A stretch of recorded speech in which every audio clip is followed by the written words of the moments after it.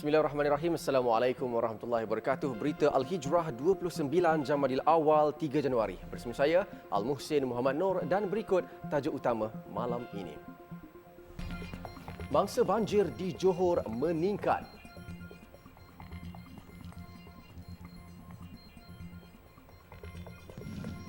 Juga amaran hujan lebat berterusan peringkat buruk di Rompin dan Mersing.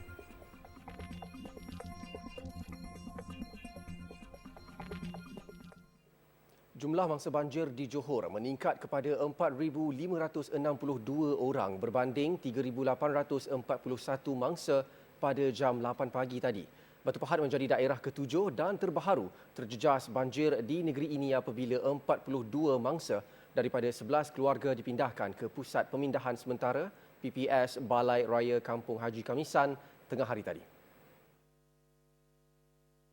Kesemua mangsa banjir ditempatkan di 73 PPS dan segamat menjadi paling teruk terjejas dengan lebih 3,000 mangsa daripada lebih 800 keluarga ditempatkan di 47 PPS setakat ini. Ia diikuti daerah Mersing, Kota Tinggi, Tangkak dan Keluang.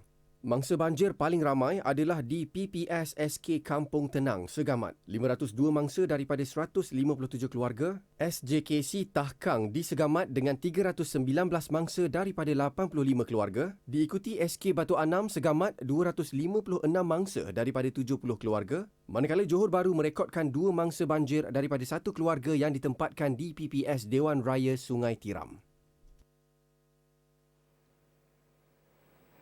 Penduduk di sekitar Batu Berendam, Melaka yang terjejas banjir tidak lagi terkejut dengan kejadian, sebaliknya mereka trauma untuk membersihkan dan mengemas rumah kerana terlalu kerap berdepan situasi itu. Bahkan mereka berasa tidak selamat untuk berada di kediaman sendiri setiap kali tiba musim hujan. Rata-rata mangsa di PPS Sekolah Kebangsaan Taman Merdeka berharap kejadian banjir di kawasan mereka dapat diatasi segera supaya kejadian sama tidak berulang. Start daripada 1 bulan tadi, rumah kami dah tenggelam. Dengan harapan kalau boleh benda ni saya tak mahu lagi berlaku lah. Minta pihak-pihak yang berwajib minta sungai itu didalamkan lagi ataupun diluaskan lagi lah. Sebab apa bila berlaku hujan macam ni, saya rasa saya dah tak tahan lagi lah. Saya dah lebih pada 5 kali lah pengalaman banjir ni. Yang kali ni pun dikira teruk jugalah. Kan? So masa sebelum berlaku banjir tu, kita dah pengalaman dah banyak kali. So kita dah standby semua barang lah. Saya ada anak 4 orang. Wife semua dah kemas barang. So bila air dah start masuk dalam rumah, saya parking kereta. Masukkan anak-anak semua, saya terus pindah sini. Setakat jam 4 petang tadi, sebanyak 23 pusat pemindahan sementara PPS dibuka di Melaka dengan jumlah mangsa melebihi 2,600 orang. Jumlah itu melibatkan 674 keluarga di semua daerah di negeri ini.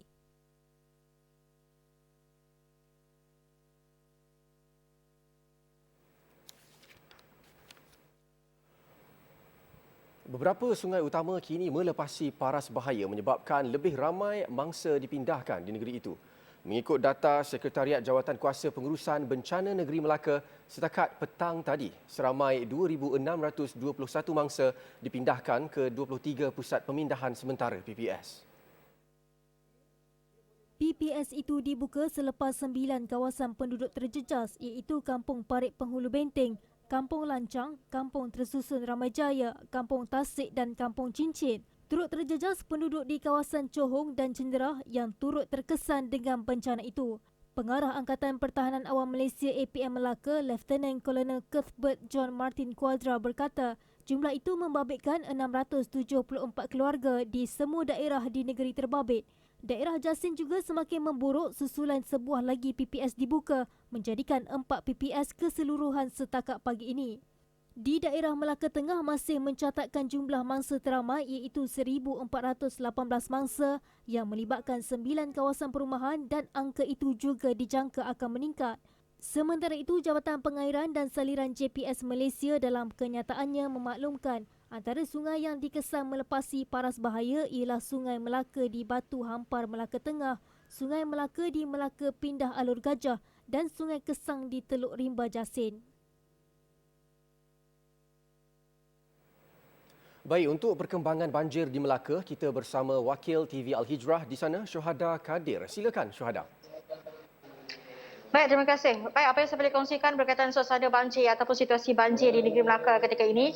Sehingga petang tadi mengikut data yang dikeluarkan oleh agensi ataupun Sekretariat Pengurusan Bencana Negeri, lebih 2,600 yang melibatkan 674 keluarga terpaksa dipindahkan ke 23 pusat pemindahan di seluruh negeri ini, yang mana di negeri ini semua daerah iaitu daerah Alor Gajah, daerah Melaka Tengah dan juga daerah Jasin terjejas dengan bencana banjir ini.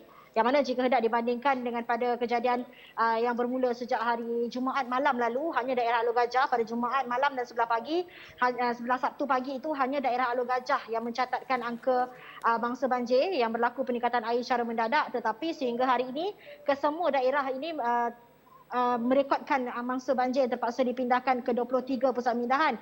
Dan ketika ini juga daerah Melaka Tengah merekodkan jumlah mangsa teramai iaitu lebih ataupun hampir 1,500 mangsa terpaksa dipindahkan di 9 pusat pemindahan sementara di daerah Melaka Tengah ini, yang mana di Alor Gajah 10 pusat pemindahan, di daerah Melaka Tengah ini 9 pusat pemindahan, dan antara daerah yang terjejas, yang sedang terjejas teruk dan mungkin akan angka mangsa banjir itu akan meningkat kerana ada beberapa PPS di daerah Jasin itu masih lagi dalam proses pemindahan. Dan ketika ini saya berada di salah sebuah PPS di Sekolah Kebangsaan Taman Merdeka, yang mana sebentar tadi saya sempat bertemu dengan beberapa penduduk dan juga mangsa-mangsa banjir di beberapa PPS di negeri Melaka ini, dan ada beberapa intipati yang dikongsikan kepada kami sebentar tadi. Antaranya yang pertama, sebenarnya senario ataupun situasi banjir di Melaka ini, kebanyakan kawasan-kawasan kediaman yang terjejas itu bukan satu benda yang baru kepada mereka. Kebanyakan kawasan terjejas itu sememangnya sering kali dilanda banjir, tetapi mereka juga mengakui bahawa kali ini merupakan antara yang terburuk, yang mana pada 17 dan 18 Disember lalu mereka telah berpindah ke pusat pemindahan, dan kali ini sekali lagi mereka terpaksa berpindah ke pusat pemindahan. Ada antara mereka yang berkongsi cerita sudah lebih 20 tahun tinggal di kawasan taman-taman kediaman mereka itu. Dalam tempoh 20 tahun itu hanya 6-7 kali, tetapi pada tahun 2021 ini terlalu kerap mereka terpaksa berpindah ke pusat pemindahan, dan bukan mereka sudah tidak lagi asing dengan bencana banjir ini, tetapi mereka trauma untuk berkemas rumah dan menanggung kerugian barangan-barangan di kediaman mereka itu. Dan apa yang mereka kongsikan juga pada kali ini, dari segi bantuan, banyak bantuan yang diterima. Pelbagai sukarelawan tampil selain daripada agensi-agensi kerajaan, pelbagai sukarelawan tampil untuk membantu untuk menyampaikan sumbangan kepada mereka. Tetapi kali ini kerana banjir ini terlalu kerap berlaku di kawasan-kawasan kediaman mereka, mereka mengharapkan supaya agensi berkaitan termasuk kerajaan negeri untuk menyelesaikan isu ini segera, kerana mereka sudah tidak sanggup lagi menanggung kerugian itu, Mohsin. Baik. Terima kasih untuk perkembangan yang sebentar tadi di Melaka. Jadi kita ke laporan seterusnya. Jabatan Meteorologi Malaysia mengeluarkan amaran hujan berterusan peringkat buruk di daerah Rompin, Pahang serta Mersing, Johor sehingga esok. Sementara itu, amaran hujan berterusan peringkat kuning atau waspada pula dikeluarkan untuk Melaka, daerah Kemaman di Terengganu, 4 daerah di Pahang dan 4 daerah di Negeri Sembilan. Amaran hujan berterusan peringkat waspada turut dikeluarkan untuk negeri Johor membabitkan daerah Tangkak, Segamat, Muar, Batu Pahat, Keluang, Pontian, Kulai, Kota Tinggi dan Johor Bahru serta Sabah iaitu di Kudat dan Sandakan. Amaran di semua lokasi itu akan berkuat kuasa sehingga esok. Sementara itu, Ketua Pengarah Met Malaysia Muhammad Helmi Abdullah berkata, Jabatan Pengairan dan Saliran JPS Kelmarin memaklumkan fenomena air pasang besar dijangka berlaku antara 2 Januari hingga 5 Januari ini. Dan jika ia berlaku serentak, kemungkinan kejadian banjir boleh menjadi lebih buruk. Susulan amaran dikeluarkan Met Malaysia itu, Pusat Kawalan Bencana Negara dan Agensi Pengurusan Bencana Negara NADMA mengeluarkan notis kesiapsiagaan operasi bencana terkini.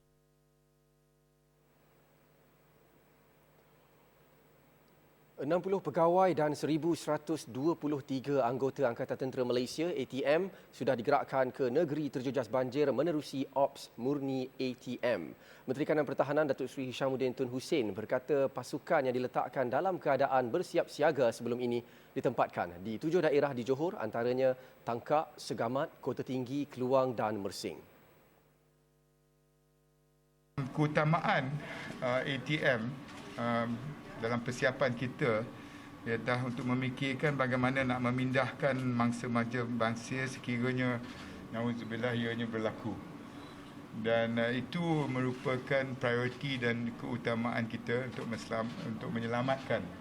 Dan selepas itu baru kita memikirkan di kawasan pemindahan, kerjasama kita dengan agensi-agensi dan kementerian yang boleh membantu mengedarkan keperluan-keperluan.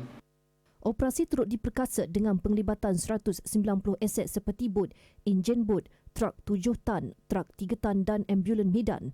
Dalam sidang media sama, Menteri Besar Datuk Hasni Mohamad memaklumkan kerajaan negeri akan memberi bantuan keuangan RM500 kepada penduduk terjejas banjir di negeri itu.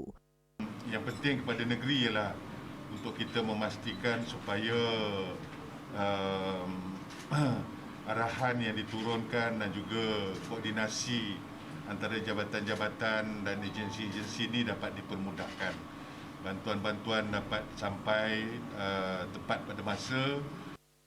Kedua-dua mereka ditemui dalam sidang media khas Ops Murni Johor di Kem Segamat, Batu Anam.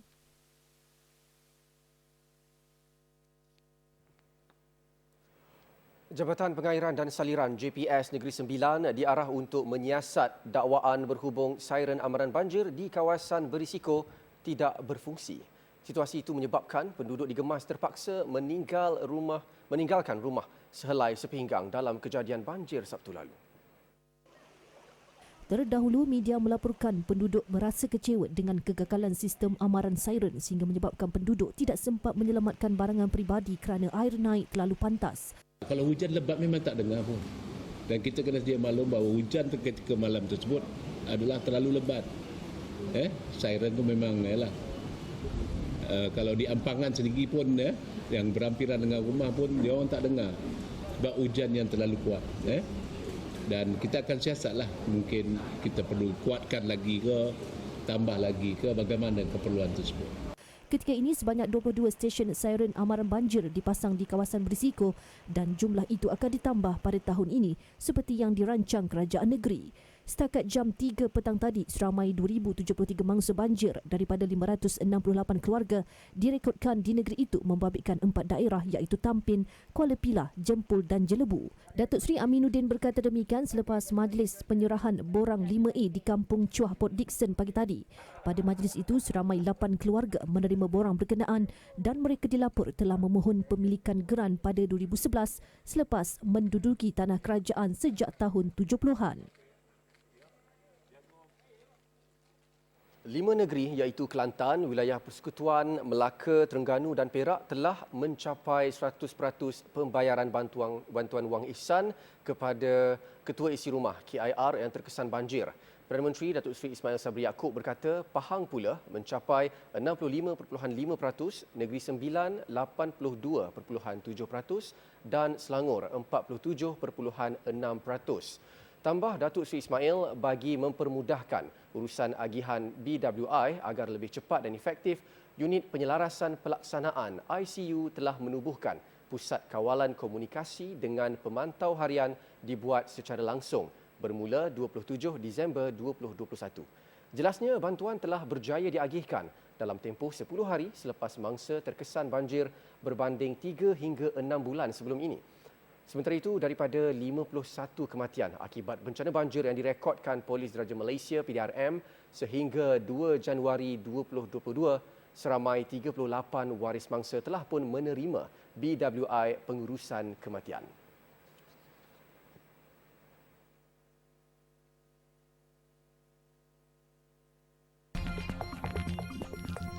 Penduduk rayu rumah PPR dijanjikan pemaju ditunaikan. Dewan Syarikat Pengendalian Pelancongan Bumiputera Malaysia, Bumiputera, memohon pertimbangan kerajaan agar kos kuarantin bagi jemaah umrah diturunkan kepada harga asal iaitu RM150. Presidennya Harun KC Amu berkata harapan itu disuarakan bagi meringankan beban kos jemaah memandangkan ketika ini kos tersebut dinaikkan kepada RM250 hingga RM355 sehari. Jas pembayaran pusat kuarantin hotel memohon kadar RM150 sehari bagi setiap jemaah umrah dalam usaha meringankan bebanan tanggungan jemaah umrah kerana kos yang ditetapkan pada masa ini amat dah tinggi berbanding kos yang ditetapkan oleh kerajaan sebelum ini. Beliau berkata demikian pada sidang media berhubung kerugian yang ditanggung jemaah dan pengendali umrah akibat penangguhan sementara ibadah itu. Sementara itu, beliau turut mencadangkan agar kerajaan memberikan kuarantin percuma kepada jemaah umrah yang tidak berkemampuan. Persatuan itu juga berharap agar kerajaan tidak menangguhkan ibadah umrah, sebaliknya mengetatkan SOP bagi mengekang penularan varian Omicron. Antara cadangan penambahbaikan ialah memperbaiki koordinasi antara agensi kerajaan bagi membantu ketibaan jemaah umrah, menambah baik sistem saringan di lapangan terbang antarabangsa Kuala Lumpur KLIA bagi mengelak kesesakan. Pihaknya juga berharap agar kerajaan mengambil kira kerugian yang ditanggung jemaah.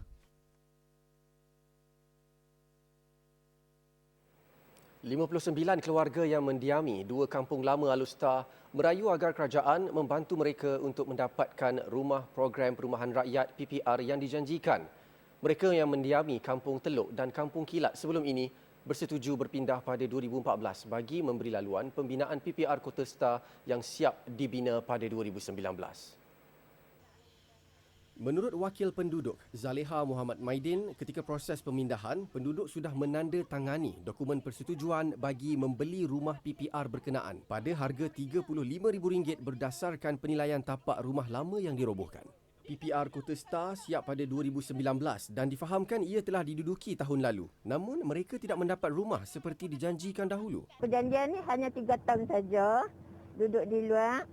Lepas tu sekarang ni dah hampir 8 tahun dah. Masalah kami, satu ada surat perjanjian, penduduk dan pemaju, konon nak siap bagi kunci dan geran sekali, sekarang dah hampir 8 tahun, habuk pun tak ada. Ramai di antara mereka kecewa apabila orang luar dibenarkan menduduki rumah PPR ini, sedangkan mereka sebagai penduduk asal menunggu hampir 8 tahun. Malah ada antara penduduk asal sudah meninggal dunia.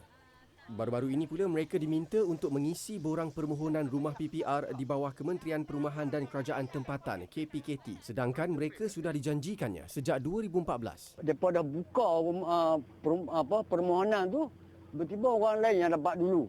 Patutnya mereka kena offer kat kita dulu. Kan? Kalau kata tak mau bagi free pun, mereka kena offer nama kita. Mereka jual ke macam apa ke kan. Patutnya kita dulu penduduk nombor 1, nombor 2 sampai lebih kurang 80 orang dulu ni. Dah katanya tinggal 59 orang. Mereka telah merujuk masalah ini kepada banyak, tetapi sehingga kini tiada jawapan. Kami yang mana duduk menyewa ni pun dah tak mampu nak menyewa sekarang ni kan. Yang mana dah meninggal pun katanya nama pun tak disenaraikan balik kan. Cuma kami nak percepatkan kan selama mana kami nak menyewa kan. Yang penduduk penyewa yang memohon dah dapat. Kami dah ketinggalan lama sangat dah ni. Dah 8 tahun kalau ikut memang dah lama lah kan. Memang dah masuk lah pun. Terdahulu hampir 50 penduduk asal Kampung Teluk dan Kampung Kilat yang dijanjikan rumah PPR mengadakan bantahan bagi menuntut kembali hak mereka. Ketika ini, projek PPR Kota Star adalah di bawah pengurusan Kementerian Perumahan dan Kerajaan Tempatan KPKT membabitkan pembinaan 2 blok pangsapuri yang mempunyai 500 unit kediaman bagi golongan berpendapatan rendah. November lalu, Timbalan Menteri Perumahan dan Kerajaan Tempatan, Datuk Seri Dr. Ismail Abdul Muttalib ketika sesi Kamar Khas Parlimen memaklumkan sehingga Oktober 2021, sejumlah 272 unit PPR Kota Star sudah ditawarkan kepada orang ramai di bawah konsep sewa untuk memiliki RTO. KPKT telah menyemak dan meneliti perjanjian persetujuan antara pemaju dan penduduk yang dikemuka pihak Setiausaha Kerajaan SUK Negeri Kedah yang ditandatangani pada 2014. Namun pihak KPKT mendapati perjanjian itu hanya membabitkan pemaju dan penduduk sahaja. Prihatin dengan nasib nelayan yang terjejas banjir, Lembaga Kemajuan Ikan Malaysia LKIM mengagihkan sumbangan RM500 hingga RM1,000 kepada setiap nelayan yang berdaftar dengan LKIM dan Persatuan Nelayan Kawasan. Menerusi tabung bencana pula, nelayan terlibat turut layak memohon bantuan membaiki kediaman sehingga RM10,000 dan RM1,000 bagi menggantikan kelengkapan menangkap ikan yang rosak. Di bawah LKIM telah ada tabung bencana. Pada bila-bila masa sahaja mana-mana nelayan yang ditimpa bencana, sama ada bencana di laut, ribut, taupan dan sebagainya, tenggelam dan sebagainya, termasuklah bencana banjir ini yang melibatkan kerosakan. Nelayan layak menerima bantuan ini maksimum untuk baik pulih rumah sebanyak RM10,000 dan peralatan atau input sebanyak RM1,000. Secara keseluruhan, seramai 277 nelayan di Selangor, Pahang dan Melaka terjejas dengan banjir dan bantuan tunai itu mula diagihkan sejak 20 Disember lepas.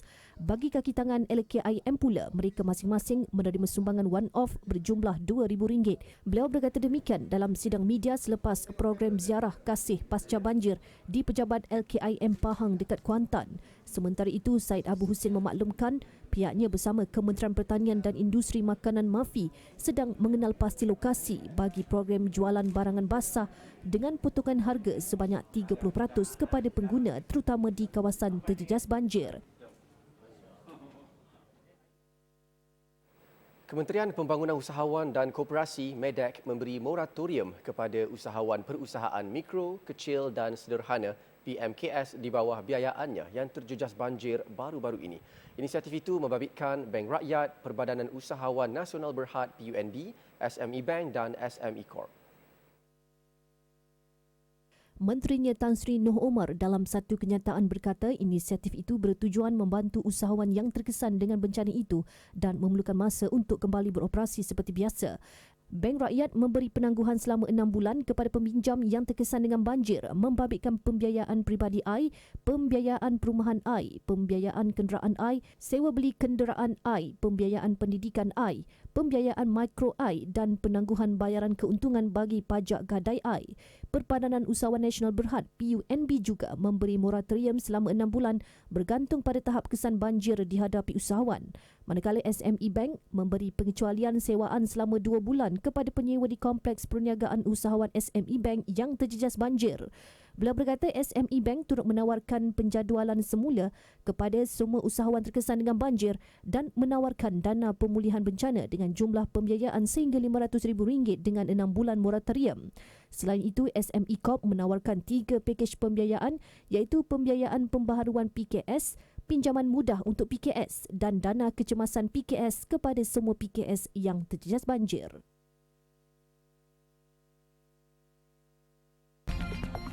Arab Saudi kembali dilanda salji. Kebakaran hutan di 2 bandar di daerah Boulder dan Denver di Amerika Syarikat terus merebak dengan 3 dilaporkan masih hilang serta dikhawatiri maut. Bencana alam itu menyebabkan ribuan mangsa terpaksa berpindah selepas hampir 1,000 kediaman musnah dijilat api. Tiupan angin selaju 160 km sejam menyebabkan api merebak ke arah timur, ke Pekan Superior dan Louisville sehingga menyebabkan penduduk di kedua-dua kawasan itu dipindahkan. Dalam tempoh 2 jam, api yang marak itu menyebabkan kawasan seluas 2,400 hektar hangus terbakar. Salji setebal 8 inci dan suhu sejuk semalaman menambah kesengsaraan ratusan penduduk Colorado yang berusaha menyelamatkan sisa rumah mereka selepas kebakaran itu. Kebakaran hutan luar biasa itu berlaku berikutan musim gugur yang sangat kering dan musim sejuk yang membawa tiupan angin kuat. Presiden Joe Biden mengisytiharkan kebakaran itu sebagai bencana dan pakar memberi amaran krisis iklim serta pembangunan di kawasan pinggir bandar menjadi punca kemusnahan terbabit.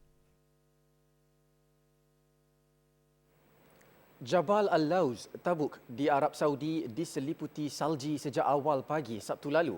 Salji agak tebal kali ini berikutan gunung berhampiran sempadan Jordan dilanda cuaca sejuk melampau dan hujan. Salji terus turun sehingga semalam manakala Pusat Meteorologi Kebangsaan NCM Arab Saudi menyatakan bahawa ribut petir akan melanda beberapa wilayah sehingga hari ini. Ribut petir serta hujan dan hujan batu dijangka berlaku di Makkah, Al-Bahah, Riyadh, Al-Qasim dan beberapa kawasan lain. Susulan perkembangan itu, NCM mengeluarkan ramalan ribut petir dalam beberapa hari. Seterusnya disertai angin kencang di Asir, Jazan, Al-Madinah, Hail, Sempadan Utara dan Al-Jauf serta wilayah Tabuk di mana lebih banyak salji dijangka turun. Selain itu, salji juga dijangka memenuhi kawasan di Jabal Al-Lawz serta pergunungan Al-Dahr dan Al-Qan dengan suhu dijangka turun di bawah 0 darjah Celsius. Pihak berkuasa Arab Saudi menggesa pelawat dan penduduk Tabuk supaya berwaspada kerana jarak penglihatan yang terhad dan kemungkinan hujan lebat serta guruh dijangka berterusan. Perdana Menteri Sudan Abdallah Hamdok meletakkan jawatan selepas lebih 2 bulan kudeta tentera merampas pentadbiran negara. Peletakan jawatan itu juga susulan protes yang berlangsung di ibu negara itu sehingga menyebabkan kematian orang awam. Hamdok dibebaskan semula selepas dikenakan tahanan rumah oleh Ketua Tentera Sudan, Jeneral Abdul Fattah Al-Burhan dan kuasanya sebagai Perdana Menteri dikembalikan semula 21 November lalu. Tindakan itu dilakukan menerusi sebuah perjanjian. Di Brazil, 3 pejalan kaki maut selepas terkena renjatan daripada kabel tiang elektrik yang terputus. Insiden tersebut turut mengorbankan seekor anjing.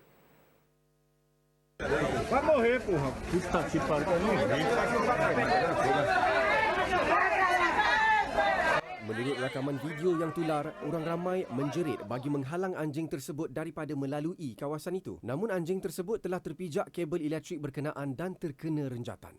Menurut saksi, 2 kabel elektrik telah terjatuh daripada tiang utiliti dan meragut nyawa seorang wanita dan 2 lelaki.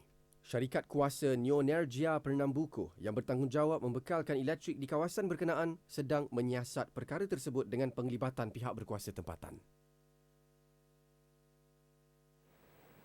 Ibarat sepohon pokok, akar keluarga Malaysia bertunjangkan perlembagaan persekutuan dan rukun negara. Manakala batang dan ranting menjulang kukuh nilai-nilai keluarga Malaysia. Baik, sekian berita Al-Hijrah malam ini. Jangan lupa layari alhijrahnews.com untuk lagi laporan-laporan menarik dan artikel eksklusif. Saya Al-Muhsin Muhammad Noor. Assalamualaikum warahmatullahi wabarakatuh dan selamat malam.